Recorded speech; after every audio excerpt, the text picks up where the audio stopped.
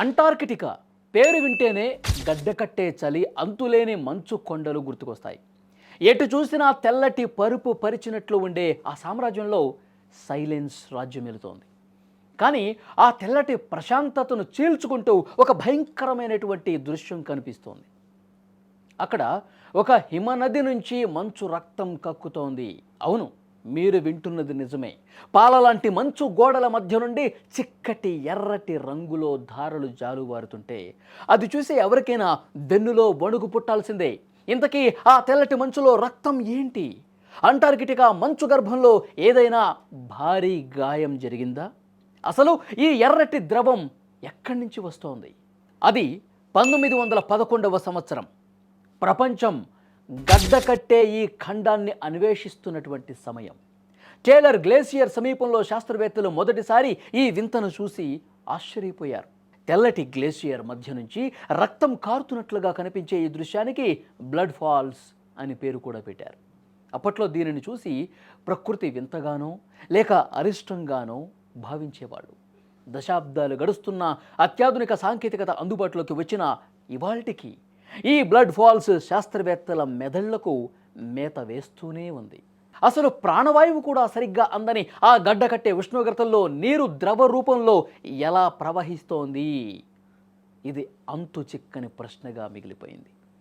మనం పైకి చూస్తున్నటువంటి ఈ మంచు కింద ఒక భారీ రహస్యం దాగి ఉంది అని నమ్ముతారు.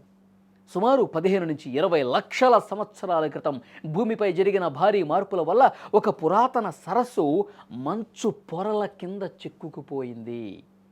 సూర్యకాంతి సోకని, గాలి చొరబడని ఒక చీకటి ప్రపంచం అక్కడ ఉంది.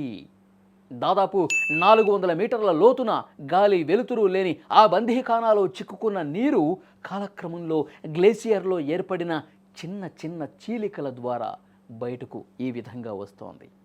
మనం చూస్తున్న ఆ ఎర్రటి రంగుకు మూలం ఆ లక్షల ఏళ్ల నాటి పాతాళ సరస్సే.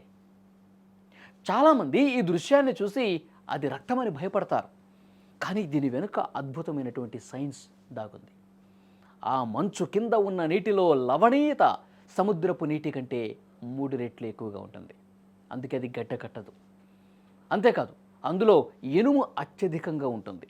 వేల ఏళ్లుగా ఆక్సిజన్కు దూరంగా ఉన్న ఆ నీరు బయటకు వచ్చి గాలిని తాకిన వెంటనే ఒక రసాయనిక చర్య జరుగుతుంది. మనం సాధారణంగా ఇనుమును బయటకు తీస్తే తుప్పు పట్టి ఎర్రగా ఏ విధంగా మారుతుందో గమనిస్తూనే ఉంటాం. గాలితో కలిసినప్పుడు ఆ నీరు కూడా అలాగే ఒక్కసారిగా రక్తపు రంగులోకి మారుతోంది. అదే మనకు బ్లడ్ ఫాల్స్లా కనిపిస్తోంది.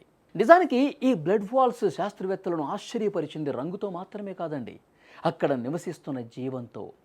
ఆక్సిజన్ లేదు, వెలుతురు లేదు, విపరీతమైన ఉప్పు నీరు, ఇలాంటి నరకప్రాయమైనటువంటి పరిస్థితుల్లో కూడా కొన్ని సూక్ష్మజీవులు అక్కడ జీవిస్తున్నాయి.